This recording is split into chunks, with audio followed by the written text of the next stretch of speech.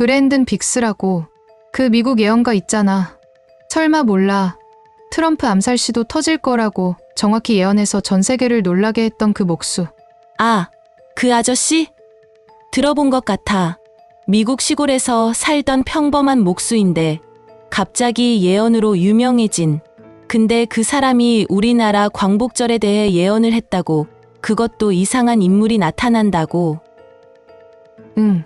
그냥 인물도 아니고 깊은 붉은 빛으로 둘러싸인 형상의 인물이 나타나서 대한민국 전체를 뒤흔들 거래. 근데 이게 단순한 충격이 아니라는 게 소름 돋는 부분이야. 근데 진짜 무서운 건 뭐냐면 브랜든 빅스가 말하는 이 충격이 우리나라를 파괴하는 게 아니라 완전히 새로운 차원으로 끌어올릴 거대한 전환점이라는 거야. 마치 우리 민족이 정말로 세계의 중심으로 우뚝 서게 될 운명적인 순간이라는데. 깊은 붉은 빛이라니. 상상도 안 간다. 대체 그게 무슨 뜻인데? 정치인? 아니면 뭐 진짜 특별한 존재라도 나타난다는 건가? 뭔데? 빨리 자세히 얘기해봐. 궁금해 죽겠네. 2025년 8월 15일 대한민국 광복절. 미국 오클라호마주의 작은 시골 마을 윈덤에서 평범하게 살던 목수 브랜든 빅스가 예언한 깊은 붉은 빛으로 둘러싸인 형상의 인물이 등장할 그날이 다가오고 있다. 인구 8,000명의 작은 마을에서 30년간 나무를 다듬으며 살았던 평범한 시골 남자가 어떻게 전 세계가 주목하는 예언자가 되었을까? 브랜든 빅스의 이야기는 2011년 3월 17일 밤부터 시작된다. 그날 밤, 그는 훗날 자신이 하늘의 첫 번째 손길이라고 부르게 될 꿈을 꾸었다. 그 꿈에서 그는 세계 곳곳에서 일어날 거대한 변화들을 보았고, 특히 한국이라는 나라가 전 세계적인 혼란 속에서 새로운 희망의 등대가 될 것이라는 계시를 받았다. 30년간 전형적인 시골 사람으로 살아온 브랜든은 아침 일찍 일어나 가족과 함께 커피를 마시고 이웃에게 인사하며 나무를 다듬고 아마추어 야구 경기를 보는 단순하고 조용한 삶을 살았다. 세상의 눈에는 보이지 않는 평범한 삶이었지만 보이지 않는 곳에서 무언가 깊은 일이 준비되고 있었던 것이다. 브랜든 빅스가 세계적인 주목을 받게 된 결정적 계기는 2024년 3월 14일 유튜브에 올린 영상이었다. 그는 이 영상에서 도널드 트럼프에 대한 암살 시도가 있을 것이며 총탄이 그의 귀를 스쳐 지나갈 것이라고 구체적으로 예언했다. 나는 그에 대한 암살 시도를 보았습니다. 총탄이 트럼프의 귀를 스쳐 지나갈 것입니다. 총탄은 그의 머리를 아주 가깝게 지나서 그의 고막을 찢을 정도로 가까이 갈 것입니다. 라고 말한 그의 예언은 3개월 후인 2024년 7월 13일 펜실베이니아 버틀러에서 실제로 일어난 트럼프 암살 시도와 놀라울 정도로 일치했다. 이 예언이 정확히 들어맞자 브랜든의 유튜브 채널 라스트 데이스는 하루 만에 1,500만 조회수를 넘겼고 전 세계 언론의 주목을 받기 시작했다. 더욱 놀라운 것은 암살 시도 이전에 올라온 댓글들을 통해 이 영상이 편집되지 않은 것임이 증명되었다는 점이다. 브랜든 빅스는 자신의 예언이 단순한 추측이나 직감이 아니라 깊은 기도와 명상을 통해 받는 영적 계시라고 설명한다.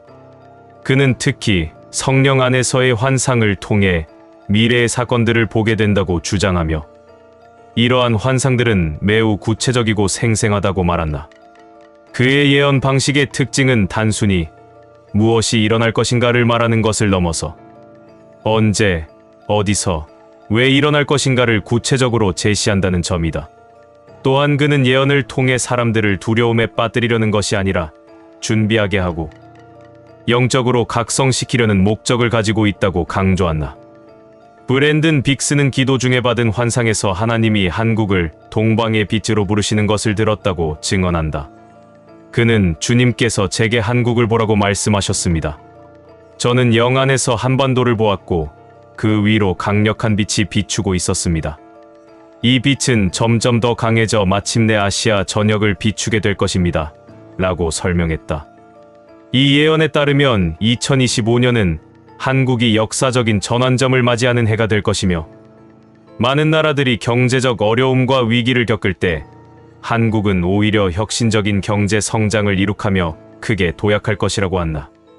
특히 한국은 2025년 말에 이르면 전 세계가 주목하는 놀라운 변화를 경험하게 될 것이라고 예언했다. 가장 주목할 만한 예언 중 하나는 하나님께서 특별히 예비하신 지도자가 나타나 국가를 새로운 방향으로 이끌 것이라는 내용이다. 브랜든 빅스는 이 지도자에 대해 매우 구체적인 묘사를 제공했는데, 그는 50대 초반의 남성으로 공직 경력이 없고 권력을 가진 적이 없는 인물이라고 예언했다. 더욱 흥미로운 것은 이 인물이 기존 정치권과는 완전히 다른 배경을 가지고 있으며 어떤 정당에도 속하지 않고 대중에게도 알려지지 않았지만 하늘의 사명을 조용히 간직한 존재라고 묘사했다는 점이다. 브랜드는 이 남자는 선택받은 자였습니다. 그의 정체는 신비에 쌓여 있었지만 확신은 분명했습니다. 한국이 다시 시작되는 지점이 될 것이라는 것이라고 말했다. 브랜든 빅스의 예언 중 가장 놀라운 부분은 한국의 통일에 관한 것이다. 그는 격암 남사고의 예언처럼 2025년에 남북한의 1차 통일이 이루어지고 2030년에 완전한 통일이 이루어질 것이라고 예언했다. 이것은 단순한 정치적 통일이 아니라 영적인 부흥과 함께할 것이라고 강조했다. 주님께서 제게 보여주신 것은 한반도의 완전한 변화입니다. 북한의 철의 장막이 무너지고 수많은 사람들이 복음을 접하게 될 것입니다. 라고 설명하며 이것은 타너스님이 예언했던 통일의 시기와 일치합니다. 라고 덧붙였다. 브랜든 빅스는 한국에서 일어날 영적 대각성에 대해서도 구체적으로 예언했다. 그에 따르면 한국 교회에는 놀라운 부흥의 물결이 밀려올 것이며 이는 1907년 평양대부흥운동과 같은, 아니 그보다 더 강력한 성령의 역사가 한국 전역을 뒤덮을 것이라고 했다. 이제 가장 미스터리하고 흥미로운 부분에 도달했다. 브랜든 빅스의 수많은 예언 가운데 유독 우리의 주목을 끄는 것이 바로 8월 15일 대한민국 광복절에 대한 예언이다. 브랜든 빅스의 예언에 따르면 광복절의 깊은 붉은 빛으로 둘러싸인 형상의 인물이 등장하여 한국 사회 전체를 근본적으로 뒤바꿀 것이라고 한다. 그는 이를 더 크림슨 랩드 피규어라고 표현하며 이 인물의 등장이 단순한 정치적 사건이 아닌 영적이고 역사적인 대전환점이 될 것이라고 강조했다. 흥미롭게도 브랜드는 이 깊은 붉은 빛에 대해 구체적인 해석을 제공했다. 그에 따르면 이 빛은 희생과 헌신의 상징으로, 붉은색은 자신을 희생하여 다른 이들을 구원하려는 숭고한 정신을 나타낸다고 했다. 또한 기존 질서를 완전히 바꿀 강력한 변화의 에너지를 의미하며 세속적 권력이 아닌 영적 권위와 도덕적 지도력을 상징한다고 했다. 그리고 마지막으로 잠들어 있던 민족 정신의 완전한 각성을 나타낸다고 설명했다. 브랜든 빅스는 왜 하필 8월 15일 광복절을 지목했을까? 그는 이에 대해 매우 상징적인 해석을 제공한다. 광복절은 한국이 어둠에서 빛으로, 속박에서 자유로 나아간 날입니다. 2025년 8월 15일은 한국이 단순히 일제강점기로부터의 해방을 기념하는 것을 넘어 영적이고 정신적인 완전한 해방을 맞이하는 날이 될 것입니다. 라고 설명했다. 그는 또한 이날은 한국이 더 이상 다른 나라의 영향 아래 있지 않고 진정한 의미에서 세계를 이끄는 영적 중심 국가로 거듭나는 선언의 날이 될 것이라고 예언했다. 브랜든 빅스가 예언한 한국 사회 전체를 뒤바꿀 거대한 충격은 4가지 차원에서 동시에 일어날 것이라고 한다. 첫째는 정치적 대혁신이다. 브랜드는 기존 정치 구조가 완전히 해체되고 새로운 형태의 지도력이 등장할 것이라고 예언했다. 이는 단순한 정권 교체가 아니라 정치 시스템 자체의 패러다임 전환을 의미한다고 설명했다.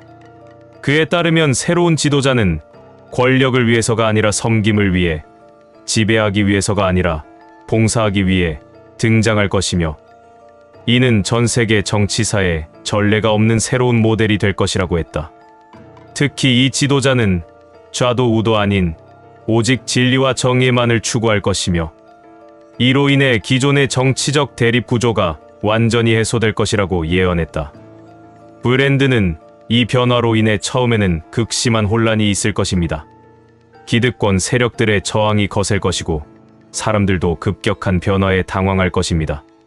하지만 이는 새로운 질서가 자리 잡기 위한 진통에 불과합니다. 라고 설명했다. 두 번째 충격은 한국 사회의 가치관과 생활 방식의 근본적 변화다. 브랜드는 2026년 중반쯤부터 한국 사회에서 이상한 현상이 퍼지기 시작할 것이라고 예언했다. 수십만 명이 자발적으로 대도시를 떠날 것입니다. 가난해서도 두려워서도 아닙니다. 설명할 수 없는 힘, 깊은 직감이 이끄는 것입니다. 그들은 비좁은 아파트와 막힌 도로를 떠나 들판과 산, 작은 마을의 평화를 찾아 나설 것입니다. 이 현상을 브랜드는 대탈출이라고 명명했다. 처음에는 언론이 이를 단순한 호기심으로 보도할 것이지만 곧 무시할 수 없는 거대한 사회 현상이 될 것이라고 했다. 이는 정치적이나 경제적 동기가 아닌 영적 각성에서 오는 자발적 선택이 될 것이라고 강조했다. 전국의 청년들은 수도권이라는 좁은 울타리를 벗어나 자신들의 꿈과 개성으로 새로운 대한민국의 지도를 그려나갈 것입니다. 대기업의 노예가 되기를 거부하고 세상을 바꾸는 혁신적인 아이디어로 무장한 젊은이들이 이 땅의 새로운 주인이 될 것입니다. 라고 예언했다. 세 번째는 경제적 대도약이다. 브랜든 빅스는 한국의 경제적 변화에 대해서도 놀라운 예언을 했다. 그에 따르면 2025년 하반기부터 한국은 전례 없는 경제적 도약을 경험할 것이라고 한다. 전 세계가 경제적 어려움을 겪을 때 한국만이 유일하게 성장하는 나라가 될 것입니다. 이는 단순히 기존 산업의 성장이 아니라 완전히 새로운 경제 패러다임의 등장을 의미합니다. 라고 설명했다. 한국은 2026년에 G7에 정식 가입할 것이고 2027년에는 아시아 경제를 주도하는 중심국가가 될 것입니다.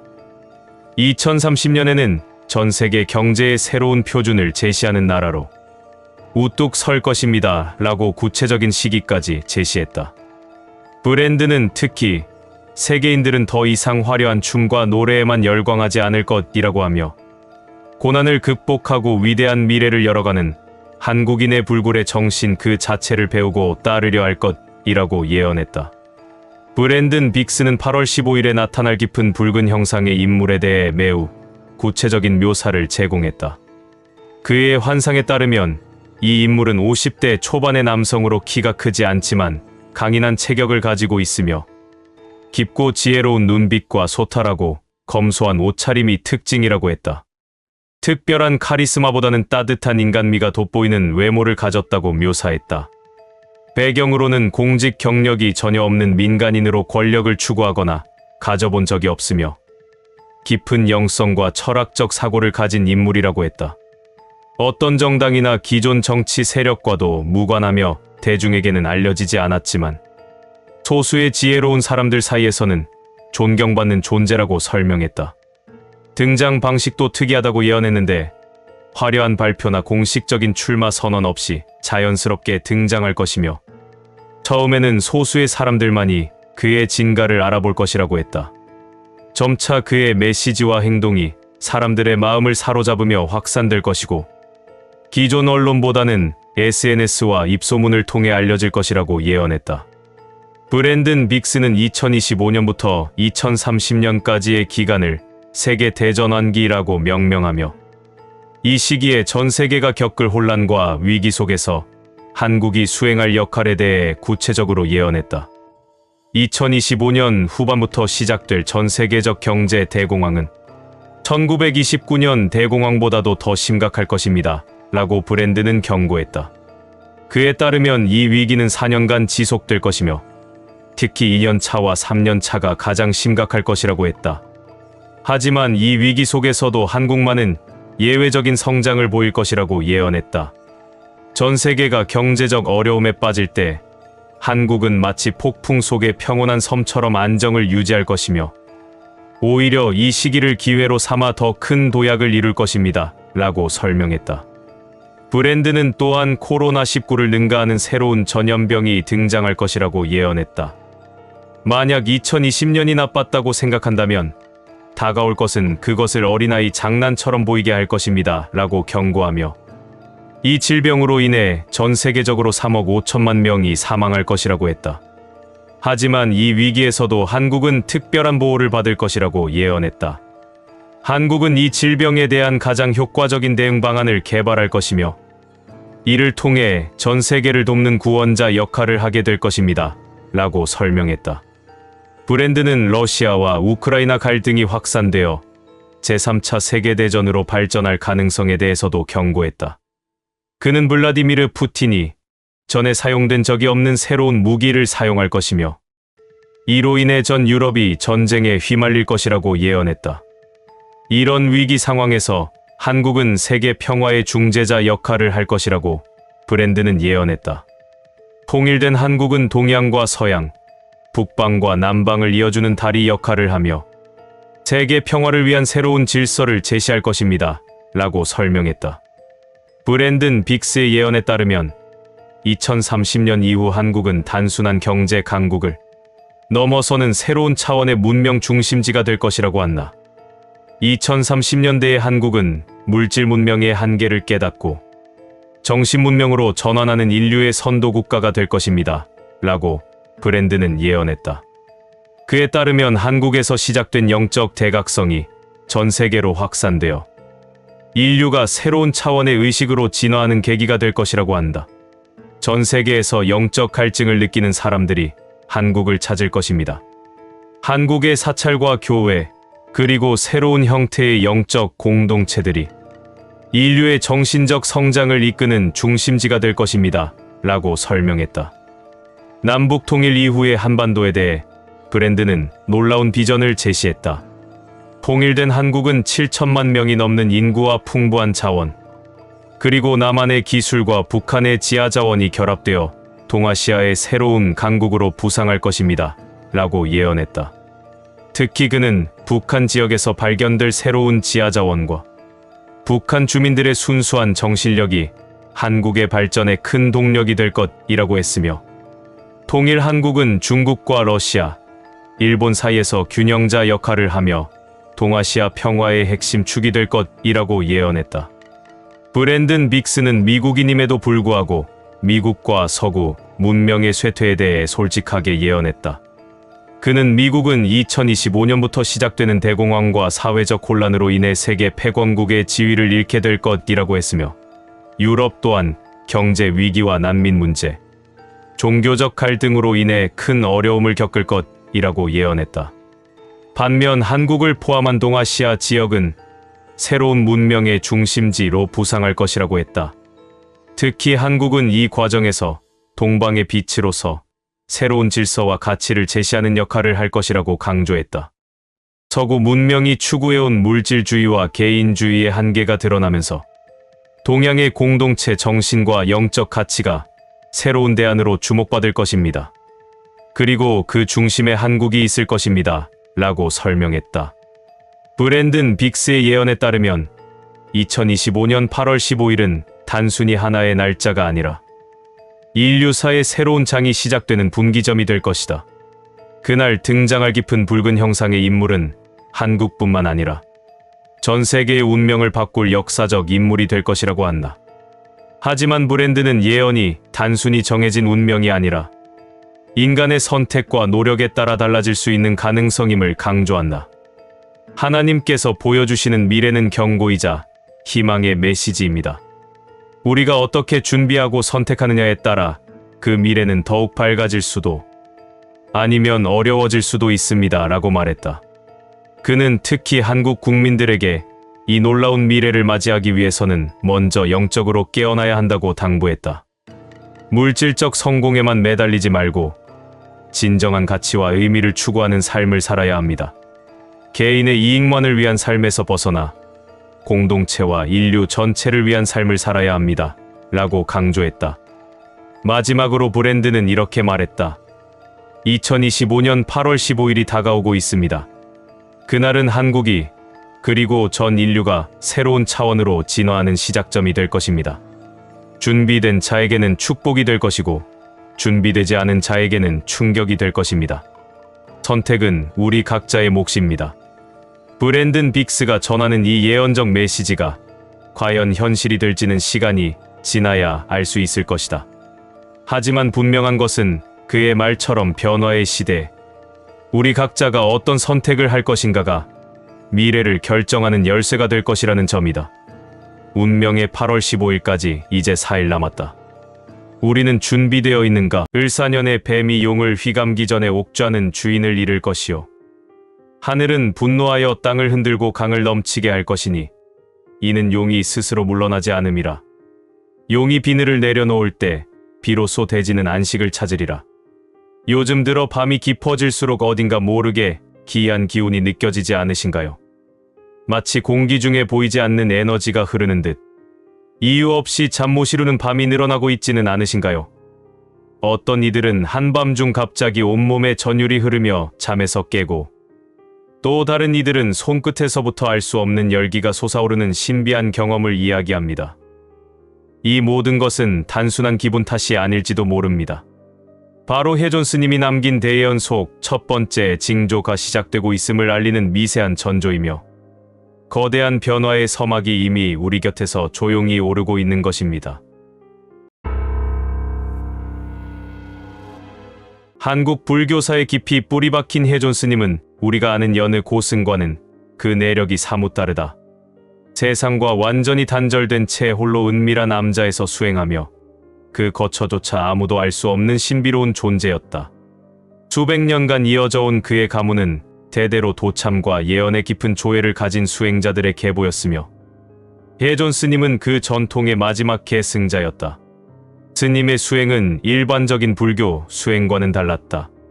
화엄경의 심오한 교리와 주역의 음양오행론, 그리고 고대로부터 전해 내려오는 우리나라의 도참 사상을 하나로 융합한 독특한 깨달음의 길을 걸었다. 그는 백두산 천지에서 7년간의 극한 수행을 마친 후 한국의 미래를 꿰뚫어보는 신통력을 얻었다고 전해진다. 해존 스님이 남긴 가장 중요한 예언은 바로 삼국 징조설이다. 그는 한국이 새로운 시대를 맞이하기 전에 반드시 3가지 중요한 징조가 나타날 것이라고 예언했다.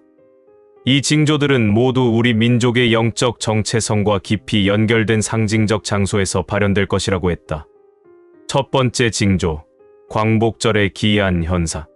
첫 번째 징조는 광복절에 나타날 것이라고 했다. 광복절은 단순히 일제강점기로부터의 해방을 기념하는 날이 아니라 우리 민족이 빛을 되찾은 날이라는 깊은 의미를 담고 있다. 해존 스님은 특정한 해의 광복절의 하늘에서 기이한 빛의 현상이 나타날 것이며, 이때 새로운 지도자의 탄생을 알리는 천상의 신호가 있을 것이라고 예언했다. 이날에는 평소와 다른 대기의 진동이 느껴지고 태극기가 바람 없이도 저절로 펄럭이는 현상이 목격될 것이며, 한반도 상공에 용 모양의 구름이 형성되어 동방으로 향하는 모습이 보일 것이라고 했다. 이러한 현상을 직접 목격한 사람만이 새로운 지도자를 알아볼 수 있는 영적 안목을 갖게 된다고 전했다. 두 번째 징조, 가장 높은 폭포의 신비로운 변화. 두 번째 징조는 우리나라에서 가장 높은 폭포에서 나타날 것이라고 했다. 이는 설악산의 토왕성 폭포를 가리키는 것으로 해석된다. 토왕성 폭포는 총 길이 320m로 우리나라에서 가장 긴 폭포이며 상중하 3단에 걸쳐 웅장한 물줄기를 자랑한다. 해존 스님의 예언에 따르면 특별한 시기에 이 폭포에서 물이 거꾸로 올라가는 기현상이 일어날 것이며, 폭포 주변의 바위에서 신비로운 글씨가 나타날 것이라고 했다. 이 글씨는 고대 한자로 되어 있으며 새로운 지도자의 이름과 그가 이룰 업적에 대한 암시가 담겨 있을 것이라고 전했다. 또한 폭포 상단에서 황금빛 용이 승천하는 모습이 목격될 것이며, 이를 본 사람은 그 지도자의 진정한 면모를 알아보게 될 것이라고 했다. 세 번째 징조, 민족의 영산에서 일어나는 신이한 일. 세 번째이자 마지막 징조는 우리 민족의 영산인 백두산에서 나타날 것이라고 했다. 백두산은 한민족의 발상지로 또 개국의 터전으로 숭배되어 왔던 민족의 영산이었으며, 우리 민족의 정신적 고향이자 성산으로 여겨져 왔다. 해존 스님은 백두산 천지에서 특별한 현상이 일어날 것이라고 예언했다. 평소 푸른빛을 띠던 천지의 물이 하루 동안 황금빛으로 변하며, 이때 호수 중앙에서 거대한 봉황이 날아오르는 환상이 나타날 것이라고 했다. 동시에 백두산 정상에서 신묘한 향기가 사방으로 퍼져나가며 이 향기를 맡은 사람들은 갑자기 한국어로 대화하게 될 것이라고 전했다. 이는 새로운 지도자가 온 세계의 한민족의 위상을 드높일 것을 상징한다고 해석했다. 새로운 지도자의 출현과 그의 사명. 해존 스님의 예언에서 가장 핵심적인 부분은 바로 새로운 지도자의 출현에 관한 것이다. 이 지도자는 새 징조를 모두 목격한 사람들만이 알아볼 수 있으며 그의 정체는 직접 보기 전까지는 결코 알 수 없다고 했다. 부정부패, 척결의 성군. 이 지도자의 첫 번째 사명은 한국 사회에 만연한 부정부패를 완전히 척결하는 것이다. 그는 어떤 권력이나 기득권층의 압력에도 굴복하지 않는 강직한 성품을 가졌으며 공정과 정의를 최고의 가치로 삼을 것이라고 했다.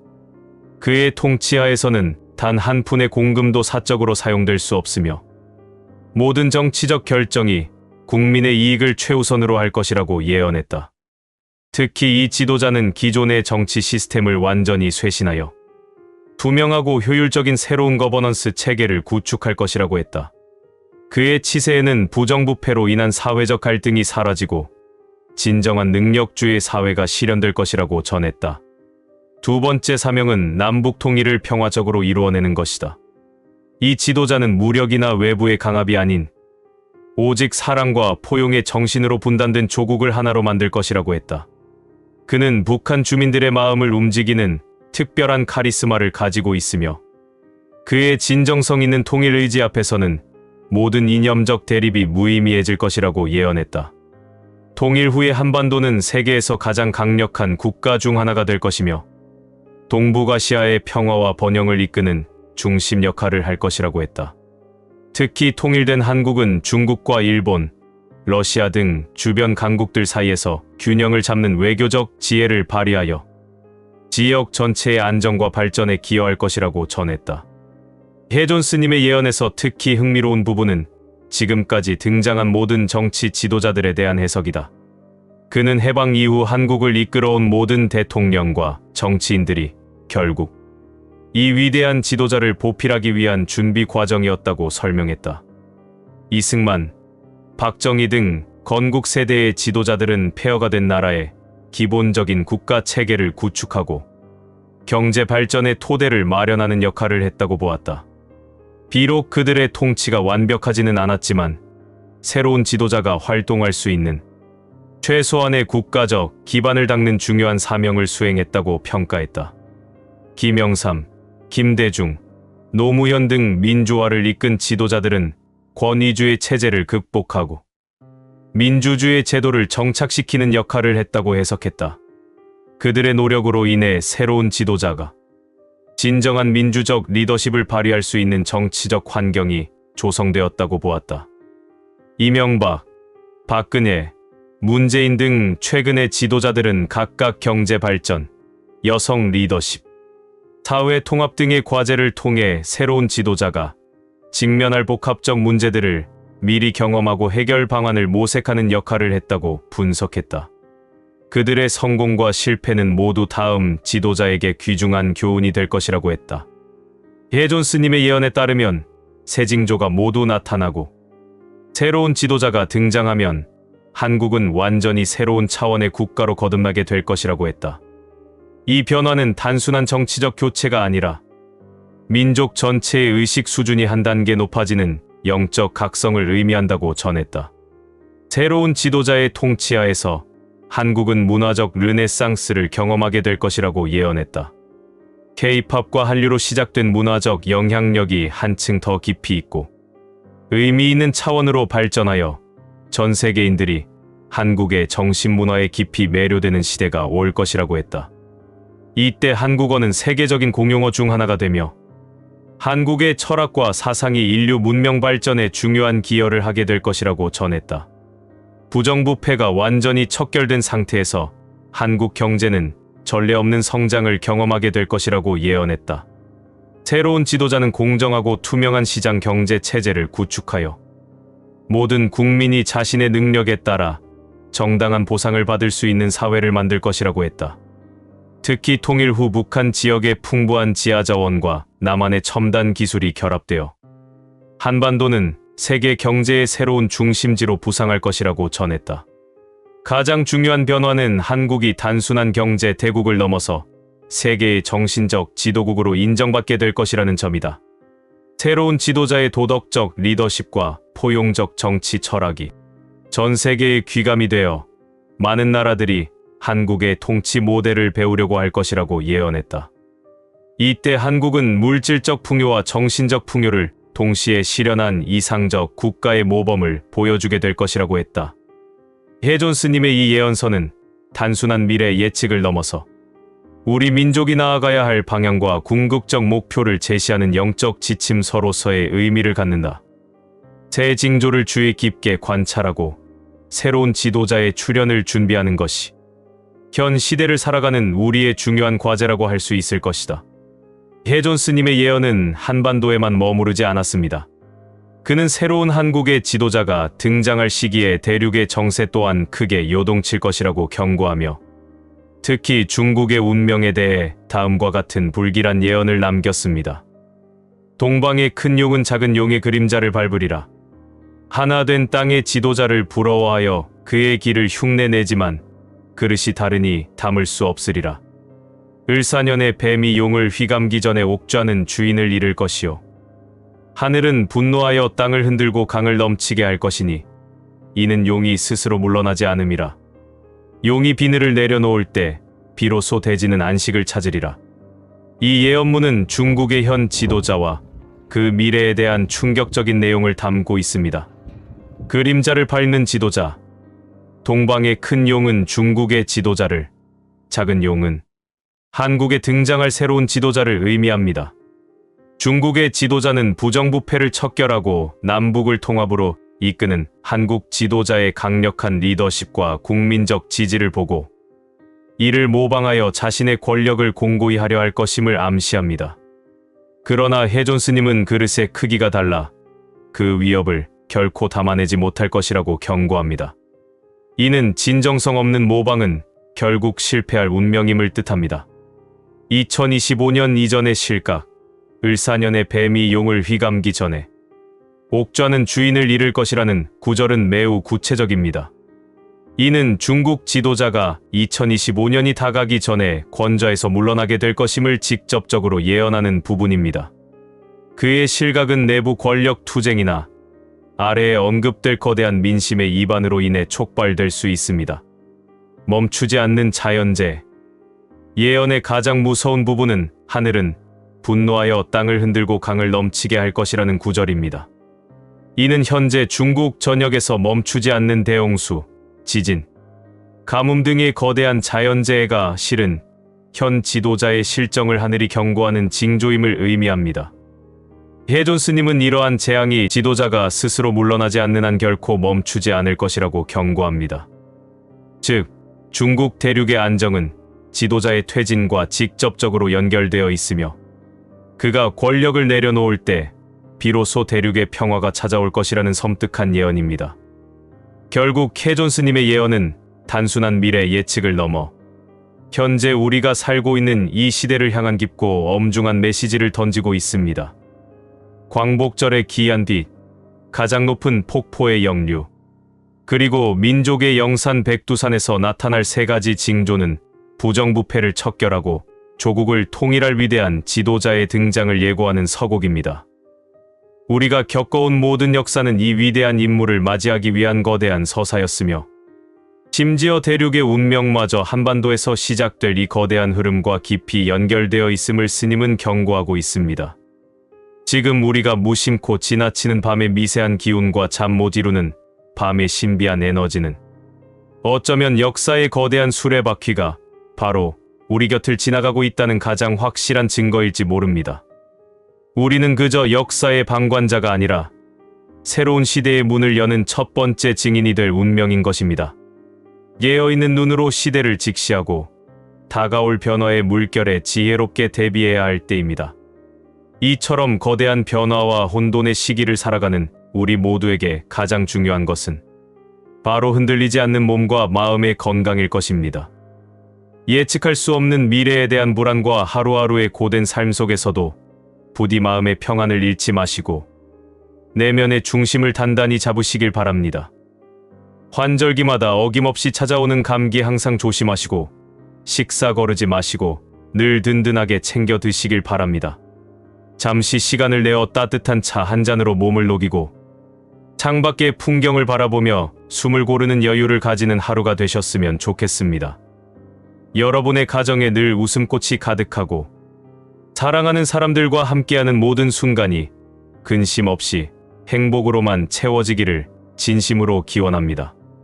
부디 언제나 건강하시고 여러분 앞에 펼쳐질 모든 날들이 희망과 기쁨으로 가득하기를 소망합니다. 1925년 위대한 사상가 루돌프 슈타이너의 숨이 멎어가던 순간 그의 입에서 흘러나온 마지막 말은 제자들을 깊은 미스터리로 이끌었습니다. 인류 문명의 대전환기에 새로운 삶의 원형을 제시할 성배의 민족이 나타날 것이다. 그들은 극동에 있으니 가서 그 민족을 찾아 경배하고 힘을 다해 도우라. 그의 수제자였던 일본인 학자 다카하시 이와오는 스승의 유언을 받들어 그 민족이 당연히 일본이라 믿었습니다. 하지만 일본의 역사를 파고들수록 그는 깊은 회의에 빠졌습니다. 침략과 억압의 기록은 고난 속에서도 평화의 이상을 잃지 않은 민족이라는 스승의 묘사와는 너무도 달랐기 때문입니다. 수년간의 연구 끝에 러시아와 중국의 고문서를 헤매던 그는 우연히 한국의 역사서를 접하고 온몸에 전율을 느꼈습니다. 수천 년간 외세의 침략에 시달리면서도 복수와 폭력이 아닌 평화와 상생의 정신을 지켜온 민족. 마침내 그는 해답을 찾았습니다. 성배의 민족은 바로 한민족이다. 하지만 이 놀라운 예언에는 한 가지 섬뜩하고도 기이한 경고가 뒤따릅니다. 인류의 미래를 이끌 위대한 사명을 지녔다는 이 민족의 지도자들은 왜 유독 현대사에서 비극적인 결말을 맞거나 끊임없는 위기에 시달리는 것일까요? 여기에는 한 명의 지도자가 나라 전체를 독단으로 이끌지 못하도록 운명적으로 설계된 성배의 민족만이 짊어져야 할 필연적인 굴레에 대한 슈타이너의 소름 돋는 예언이 숨어 있습니다. 루돌프 슈타이너는 철학자이자 교육자, 신비주의 사상가로서 인간과 우주의 본질을 탐구하며 현대적 인지학의 기초를 세운 인물이다.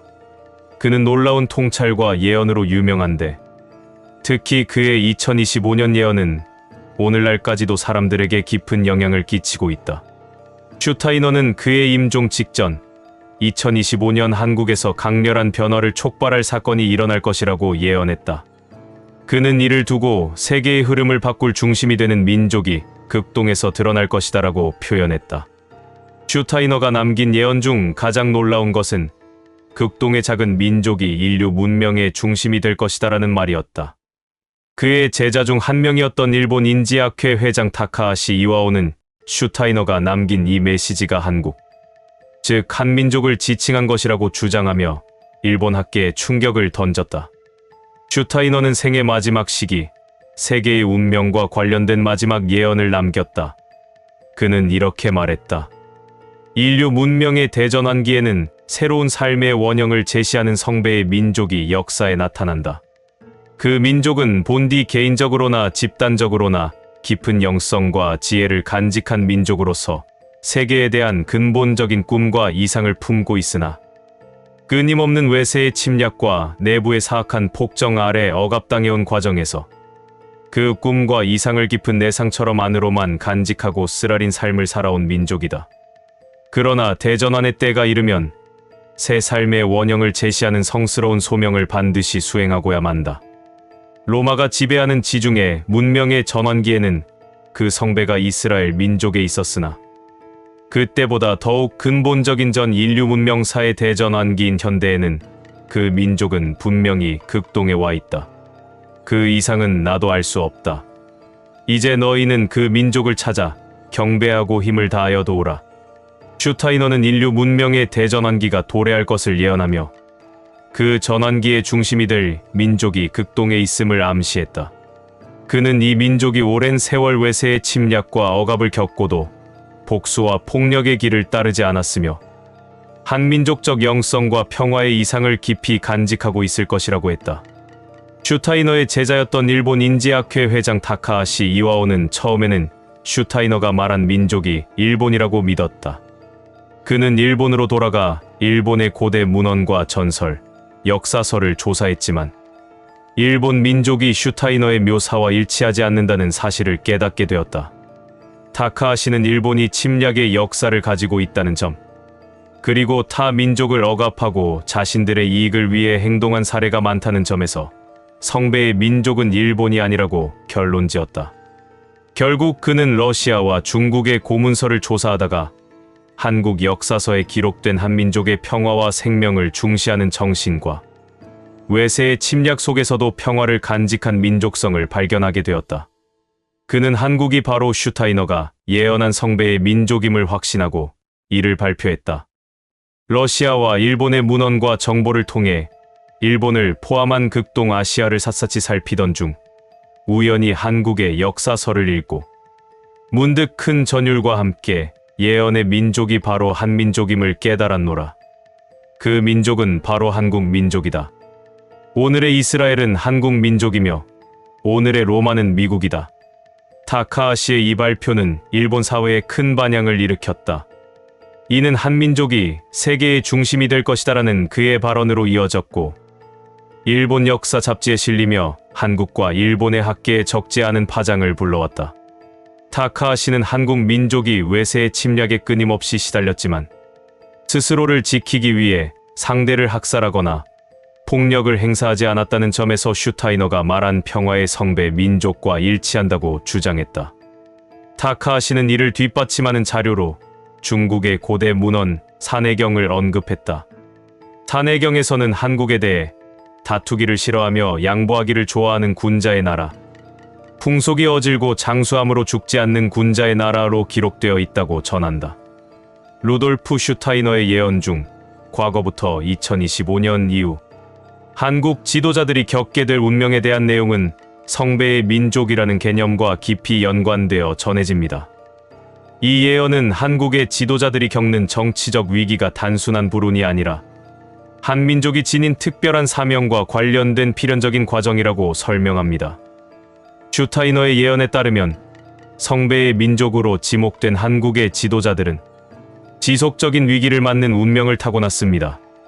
이는 한 명의 지도자가 절대적인 권력을 휘두르며 나라 전체를 잘못된 길로 이끌거나 파멸시키는 것을 막기 위한 일종의 안전장치와 같은 개념으로 해석됩니다. 즉, 위기는 지도자의 독단을 견제하고 국가가 올바른 방향으로 나아가도록 하는 필연적인 과정이라는 것입니다. 이러한 운명은 성배의 민족이 짊어져야 할 사명의 일부로 실현을 통해 더 높은 차원의 정신적 성장을 이루고 궁극적으로 인류에게 새로운 정신 문명의 모델을 제시하는 역할을 수행하기 위한 과정으로 여겨집니다. 슈타이너는 예언에서 2025년 이후 일본이 겪을 자연재해를 다음과 같이 묘사했다. 큰 봉우리에서 거대한 화염이 치솟아 하늘과 대지를 물들이며 땅이 갈라지고 바다가 흔들릴 것이다. 이는 이 땅에 쌓아둔 모든 어둠과 고통의 에너지가 폭발하며 새로운 시대의 문을 여는 고통스러운 과정이 될 것이다. 타카하시 이와오는 이 예언에 대해 슈타이너가 묘사한 자연재해는 일본의 후지산 분화를 가리키는 것으로 보인다고 말했다. 그는 일본 열도가 환태평양 조산대, 즉 불의 고리 위에 위치한 만큼 일본이 화산과 지진으로 인한 재앙에 특히 취약하다는 점을 강조했다. 슈타이너는 2025년에 한국이 인류사의 중요한 변화를 이끄는 열쇠가 될 것임을 암시했다. 그의 예언은 다음과 같이 묘사되어 있다. 작고 고요한 땅에서 하늘을 찢는 빛이 솟아오를 것이다. 그 빛은 사람들에게 충격처럼 다가오겠지만 동시에 대지를 감싸는 울림으로 퍼지며 새로운 시대를 열 것이다. 이는 축복이자 재앙으로서 인류 전체에 영향을 미칠 것이다. 슈타이너의 이 예언은 단순한 자연현상이 아니라 정치적, 사회적, 영적인 변화를 포함한 거대한 전환점을 암시하는 것으로 해석된다.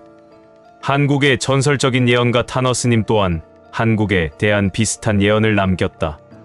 그는 현대 문명이 맞닥뜨릴 대격변의 순간에서 한민족이 그 중심 역할을 하게 될 것이라고 말했다. 지구의 축이 바로 서는 대격변이 일어날 것이다. 지구 표면에는 큰 변화가 발생하여 대재앙이 연속적으로 일어난다. 이 대재앙 때 한반도는 지구의 중심 주축에 위치하여 한국인이 가장 많이 살아남고 피해도 가장 적게 입는다. 동쪽 지역은 일부가 바닷속으로 침몰하지만 서쪽 지역의 땅이 드러나며 한반도의 영토는 지금보다 훨씬 넓어진다. 오래지 않아 한국에는 위대한 인물들이 나와 분단된 조국을 통일하고 평화로운 국가를 건설할 것이다. 한편 일본은 가장 불행한 나라가 될 것이다. 일본은 고대부터 문화를 전파시켜준 한국을 지난 500년 동안 49차례에 걸쳐 침략해왔다. 이에 동양 사상의 근본 원리인 인과 법칙이 적용되어 일본은 엄청난 환란을 겪게 될 것이다. 일본의 3분의 2가 물에 잠겨 영토가 3분의 1밖에 남지 않는다.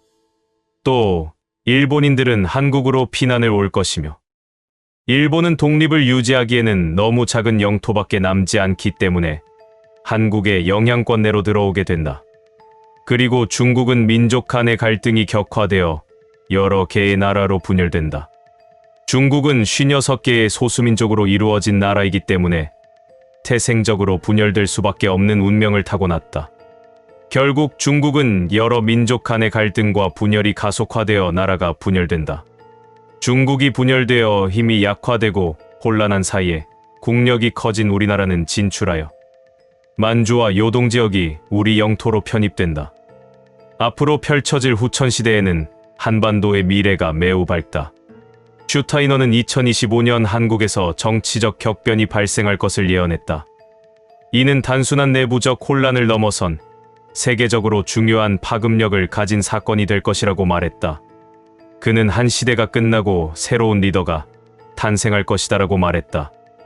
이는 기존의 정치 구조와 권력 체제가 완전히 뒤흔들릴 사건을 암시한다.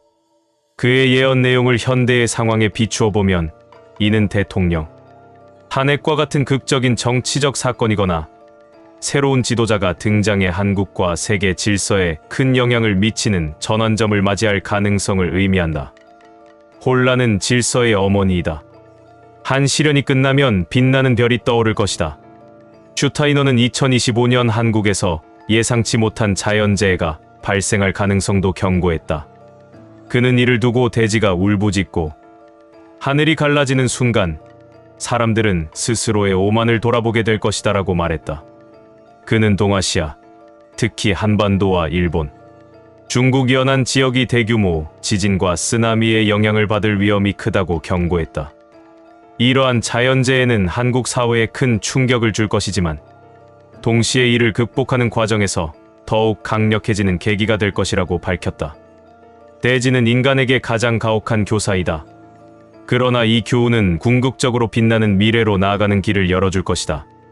슈타이너는 예언 속에서 작은 땅에서 하늘을 찢는 빛이라는 표현을 통해 한국이 세계를 놀라게 할 기술적 혁신을 이룰 것을 언급했다. 그는 한국이 인공지능과 디지털 기술의 핵심 리더가 될 것이라고 말했다. 이는 전 세계가 한국의 기술적 리더십을 따를 정도로 놀라운 성취가 될 것이다. 일부 해석가들은 하늘을 찢는 빛이 한국의 우주산업, 예컨대 인공위성 발사나 우주 탐사와 관련된 기술적 돌파구를 암시한다고 보고 있다. 슈타이너는 2025년 이후 한반도가 강력한 통일의 길로 나아갈 것이라고 예언했다. 그는 분리된 강물이 하나로 합쳐지는 순간 강력한 물줄기가 대지를 적실 것이다라는 비유로 한반도 통일을 암시했다. 통일된 한국은 단순히 분단의 치유를 넘어 세계 질서의 재편에서 중추적인 역할을 할 것이라고 말했다. 평화와 화합의 문이 열린다면 한반도는 인류의 새로운 빛이 될 것이다. 슈타이너의 예언 중 가장 놀라운 점은 한국이 2025년 이후 세계의 중심적 역할을 하게 될 것이라는 부분이다. 그는 한민족이 인류 문명의 전환기에 새로운 원형을 제시할 민족으로 떠오를 것이라고 말했다. 그는 그 민족은 끊임없는 외세의 침탈과 고난 속에서도 평화와 이상을 잃지 않았다. 그들이 드디어 지구의 중심에 서게 될 것이다라고 말했다. 이는 단순히 한국의 경제적 부상을 넘어 도덕적 리더십과 문화적 영향력을 통해 전 세계를 이끄는 국가로 자리 잡을 것임을 의미한다. 인류 문명의 대전환기에 새로운 삶의 원형을 제시할 민족이 극동의 작은 땅에서 나타날 것이다. 그 민족의 역사는 쓰라리고도 고통스럽지만 이는 그들이 세상을 이끄는 정신적 힘의 근원이 될 것이다. 2025년 하늘을 찢는 빛이 그 땅에서 솟아오르고 대지를 울리는 울림이 지구를 감쌀 것이다. 그 빛은 축복이자 시련으로 그 민족에게 새로운 시대를 열어줄 것이다. 1975년 10월 22일 영국의 위대한 역사학자 아널드 조지프 토인비가 86세의 나이로 세상을 떠났습니다. 그가 남긴 필생의 역작 역사의 연구는 총 12권으로 이루어진 인류 문명사의 백과사전이자 20세기를 움직인 책으로 평가받고 있습니다. 그는 실제로 한국의 어느 정치인과 만난 뒤에 한국 기자와의 인터뷰도 남아 있습니다. 오늘 그 내용도 함께 소개하겠습니다. 1889년 4월 14일 런던에서 태어난 토인비는 제1차 세계대전의 참상을 목격하며 우리들은 역사 속에 있다는 실감을 갖게 되었고 이는 그로 하여금 서구 문명의 위기감에서 출발하여 인류 역사 전체를 조망하는 거대한 연구에 착수하게 만들었습니다. 그런 토인비가 죽기 불과 2년 전인 1973년 어떤 한국인과의 만남을 통해 눈물을 흘리며 한국의 미래에 대한 놀라운 예언을 남겼습니다. 21세기의 세계가 하나 되어 돌아가는 날이 온다면 그 중심은 동북아시아일 것이며 그 핵심 사상은 한국의 홍익인간 사상이 되어야 한다고 확신한다는 이 예언은 오늘날 한국이 전 세계적으로 주목받는 현실 앞에서 더욱 의미 깊게 다가옵니다. 다음은 그 인터뷰의 실제 내용이다. 교수님, 오늘 이렇게 소중한 시간을 내주셔서 감사합니다. 86세의 고령임에도 불구하고 정정하신 모습이 인상적입니다. 감사합니다. 사실 제가 이 나이에 이런 인터뷰를 하는 것은 매우 드문 일입니다. 하지만 오늘 말씀드릴 내용이 워낙 중요하고 확신에 찬 것이기에 이 자리를 마련했습니다. 최근 한국의 한 정치인과 만나셨다고 들었습니다. 그 만남이 교수님께 특별한 의미가 있었다고 하는데요. 임덕규 선생님과의 만남은 정말 제 인생에서 잊을 수 없는 순간이었습니다.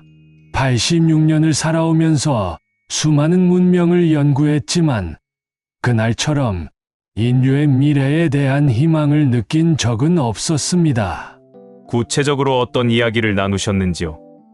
임 선생께서 한국의 효 사상과 경로 사상, 그리고 가족 제도에 대해 자세히 설명해 주셨습니다.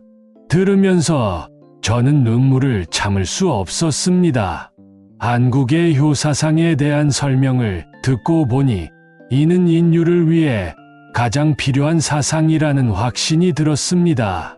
자식은 어버이를 버릴 수 있지만 그래도 부모는 자식을 잊을 수가 있어야지요.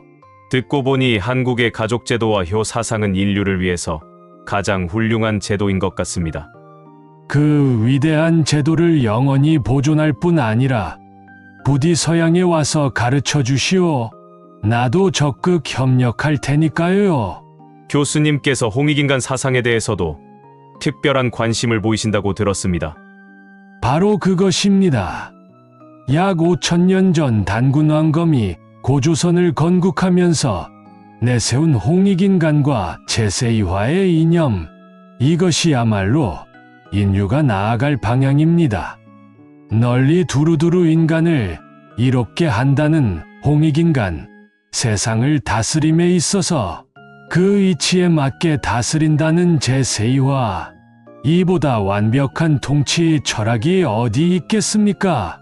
21세기에 대한 교수님의 예언을 듣고 싶습니다.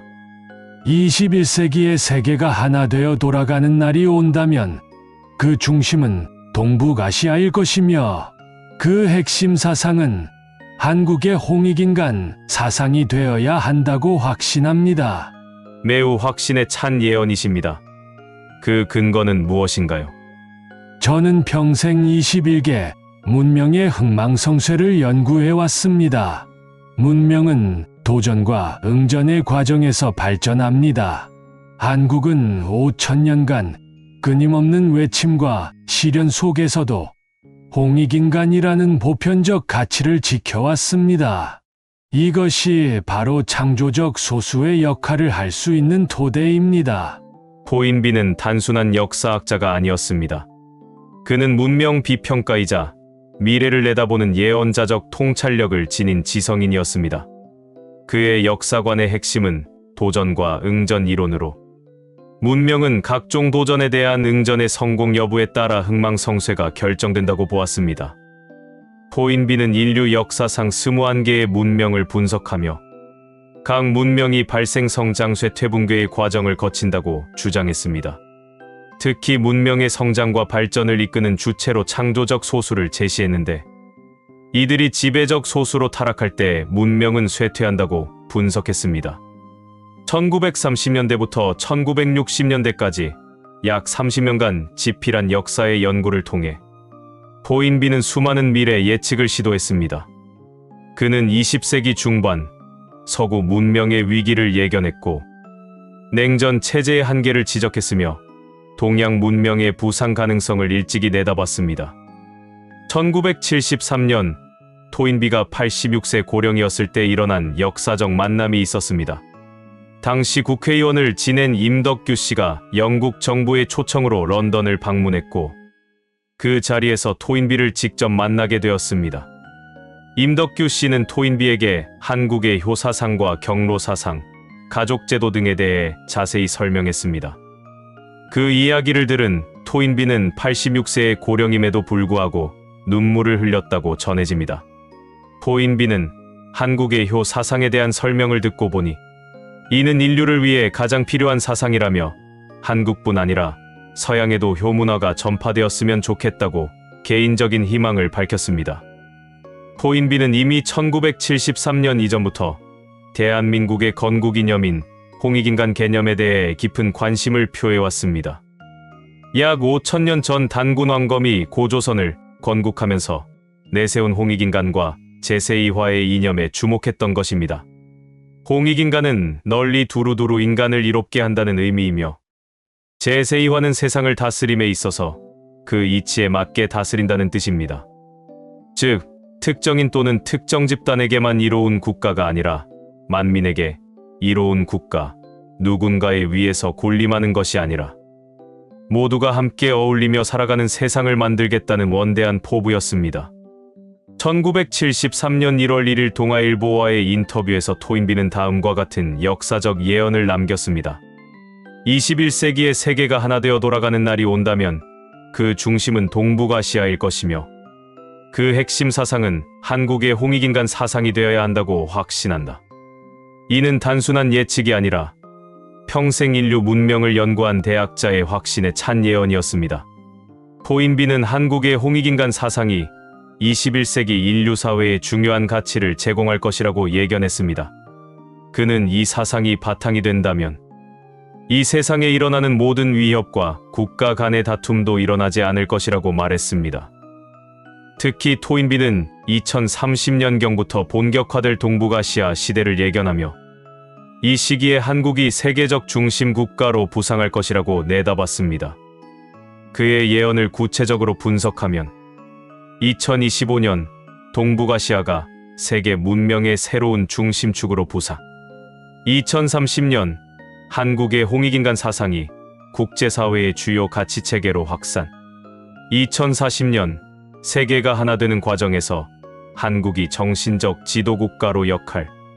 토인비는 또한 현대 문명의 위기는 기술 문명이 토끼처럼 달려가는 데 비해서 정신 문명이 거북이같이 뒤를 쫓는 데 있다고 진단했습니다. 이러한 맥락에서 물질이 아닌 생명의 가치를 중시하고 인간 완성의 삶을 추구하는 홍익인간 정신이야말로 현대 사회가 가진 욕망과 성공의 한계를 극복할 수 있는 해답이라고 보았습니다. 토인비만이 한국의 미래를 예언한 것은 아니었습니다. 25시의 작가 콘스탄틴 게오르규는 1974년 한국을 방문한 후 한국 민족이 낳은 홍익인간 사상은 21세기를 주도할 세계의 지도 사상이다라고 선언했습니다. 그는 또한 홍익인간 사상은 지구상에서 가장 완전한 율법이요, 가장 강력한 법률이라고 극찬했습니다. 자크 시라크 프랑스 대통령은 다른 나라는 어려울 때 성인이 나왔으나 한국은 아예 성인이 나라를 세웠다고 평가했습니다. 루돌프 슈타이너는 동북아시아, 그 중에서도 한국인이 완성형 인간상을 보여준다며 인류 문명 변화의 중심에 한국이 있을 것이라고 시사했습니다. 토인비는 한반도 분단이 오히려 통일 한국의 위대함을 예비하는 과정이 될 것이라고 보았습니다. 2030년대 통일을 통해 한국은 동서양 문명을 융합하는 새로운 모델을 제시할 것이라고 예언했습니다. 1970년대 초 한국이 아직 개발도상국이었을 때 토인비는 한국이 2000년대에는 선진국이 되고 2020년대에는 문화 강국으로 부상할 것이라고 내다봤습니다. 토인비는 2040년경 한국의 문화가 세계 표준이 될 것이라고 예언했습니다. 이는 현재의 한류 열풍을 정확히 예견한 것으로 평가됩니다. 토인비는 21세기를 영성시대가 될 것이라고 예견했습니다. 물질 만능주의의 한계를 극복하고 정신적 가치와 영적 성장이 인류의 최우선 과제가 되는 시대라는 것입니다. 이러한 영성시대에서 한국의 홍익인간 사상은 세계를 하나로 만드는 핵심, 철학이 될 것이라고 토인비는 확신했습니다. 그는 다음과 같이 예언했습니다. 2025년, 전 세계적으로 영성에 대한 관심이 폭발적으로 증가. 2030년, 한국의 홍익인간 사상이 국제기구의 공식 가치로 채택. 2035년, 세계 각국이 홍익인간 정신을 국정 운영의 기본 원리로 도입. 2040년, 지구촌이 하나의 공동체로 통합되는 과정에서 한국이 정신적 중심 역할. 토인비의 예언은 단순한 직감이 아니라 철저한 문명사적 분석에 기반했습니다. 그는 21개의 문명의 흥망성쇠를 연구하며 다음과 같은 패턴을 발견했습니다. 창조적 소수의 등장, 도전에 대한 성공적 응전, 문명의 성장, 지배적 소수로의 타락, 문명의 쇠퇴. 토인비는 한국이 이 패턴에서 독특한 위치에 있다고 보았습니다. 한국은 5000년 전부터 홍익인간이라는 보편적 가치를 지녀왔고 이것이 현대에 이르러 창조적 소수의 역할을 할 수 있는 토대가 된다는 것입니다. 특히 토인비는 한국만이 물질 문명과 정신 문명의 조화를 이룰 수 있는 유일한 민족이라고 평가했습니다. 이는 한국이 동양의 정신적 전통과 서양의 과학 기술을 성공적으로 융합했기 때문이라고 분석했습니다. 토인비는 한국의 미래에 대해 구체적인 청사진을 제시했습니다. 그의 예언을 종합하면 2030년대 남북 통일을 통해 한국은 동북아시아의 평화와 안정을 이끄는 중심국가가 될 것입니다. 통일 한국은 홍익인간 통치라는 새로운 정치 모델을 세계에 제시할 것이라고 예언했습니다. 한국은 2040년경 세계 경제의 새로운 패러다임을 제시할 것입니다. 이는 단순한 성장 위주의 경제가 아니라 모든 인간을 이롭게 하는 경제, 즉 홍익경제 모델이 될 것이라고 내다봤습니다. 한국의 문화는 2025년부터 본격적으로 세계 표준이 되기 시작할 것이며 2050년경에는 지구촌 공통 문화의 핵심을 이룰 것이라고 예언했습니다. 토인비는 21세기 후반에는 새로운 보편 종교가 등장할 것이며 이 종교는 홍익인간 사상을 바탕으로 한 한국에서 시작될 것이라고 예견했습니다. 아널드 토인비가 1973년 눈물을 흘리며 남긴 한국에 대한 예언은 단순한 미래 예측을 넘어 인류사적 차원의 사명 선언이었습니다. 그는 평생에 걸친 문명 연구를 통해 한국이 21세기 인류의 정신적 지도국가가 될 것임을 확신했습니다. 86세의 노학자가 눈물을 흘리며 한국의 효사상은 인류를 위해 가장 필요한 사상이라고 말했던 그 순간, 그는 단순히 하나의 문화를 칭찬한 것이 아니라 인류의 미래에 대한 희망을 발견한 것이었습니다. 오늘날 우리 한국인들에게 주어진 사명은 명확합니다. 토인비가 예언한 그 미래를 단순히 기다리는 것이 아니라 홍익인간의 정신으로 세계를 이끌어가는 주역이 되는 것입니다.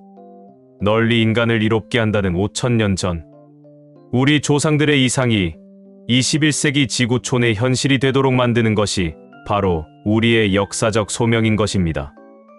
포인비의 예언은 이제 예언이 아니라 우리가 반드시 실현해야 할 역사적 과제가 되었습니다.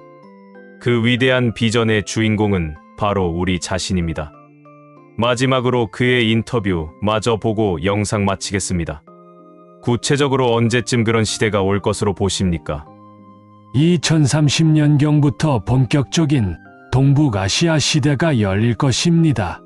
그때 한국이 세계적 중심 국가로 부상할 것이고 2040년대에는 홍익인간 사상이 세계의 보편적 가치로 자리 잡을 것입니다.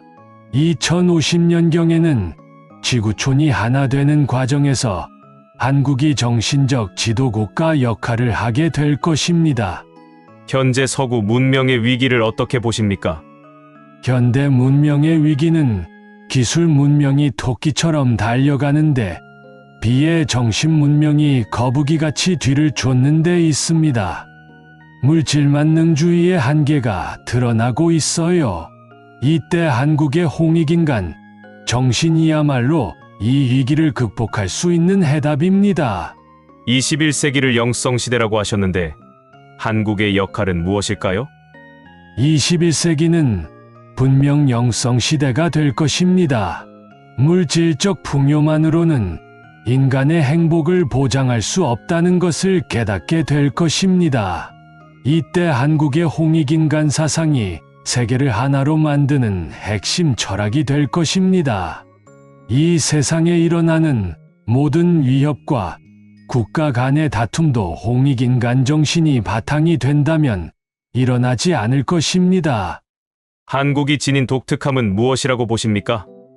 한국은 세계에서 유일하게 물질 문명과 정신 문명의 조화를 이룰 수 있는 민족입니다.